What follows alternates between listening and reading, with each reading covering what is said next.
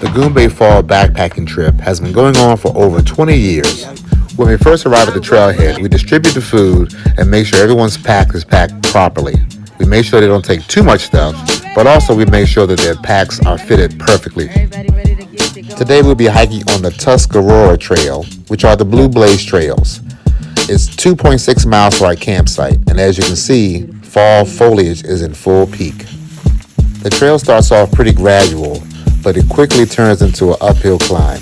It gets steeper and steeper, and I'll tell you no lie, this is a really tough trail. The more you climb in elevation, the better the views. But when you get to this section of the trail, each step is harder and harder.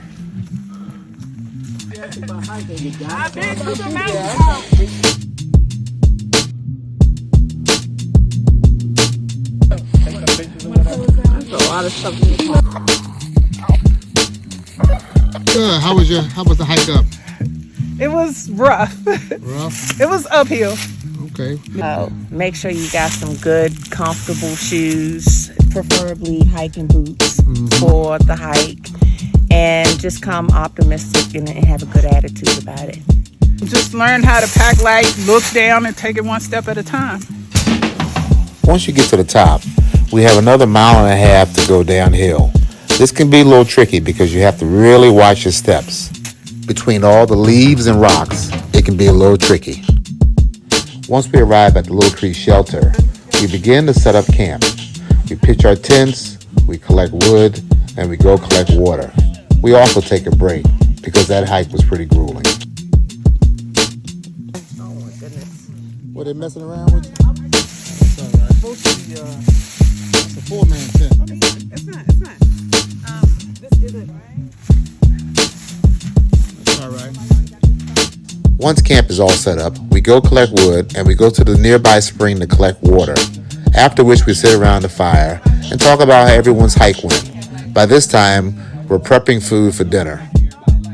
On this particular weekend, we have spaghetti, salad, and garlic bread on the menu. The Goombay staff prepares a meal that's fit for a king, but some campers like to bring their own meal, which consists of freeze-dried food. The black pot, that's the one without the sauce. You can use that. One without the meat.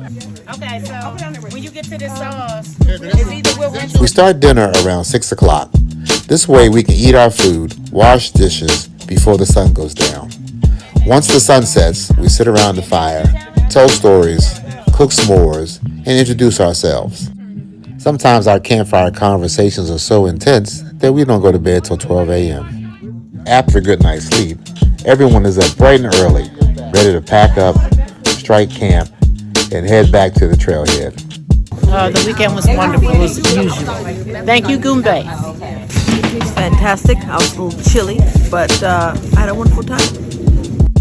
After a good cup of coffee and some hot cereal, we're ready to say goodbye to the place we call home for the past few days. I loved it. I was surprised about the hill, but I made it, and I'm so proud of myself. I accomplished it. You were right. I feel I can do anything or more than I thought I could. So thank you for that. It was amazing. Weather was perfect. Shine down on us. Slept well. Great people. Yes. Awesome time. Join us next time. Yes, the vibe was everything. Beautiful scenery, beautiful hike. Nice.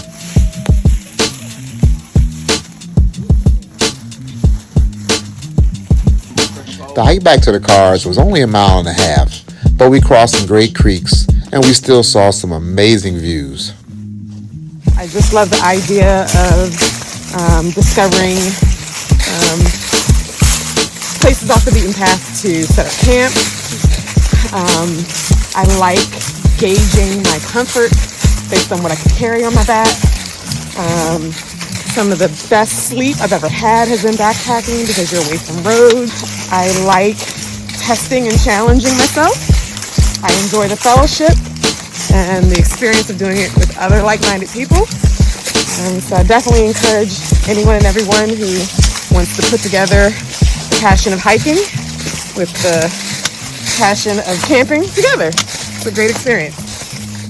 On the way home, we stopped past the historic Apple House for their famous apple donuts, apple sangria, and we fellowshiped and ate and talked about how great the weekend was.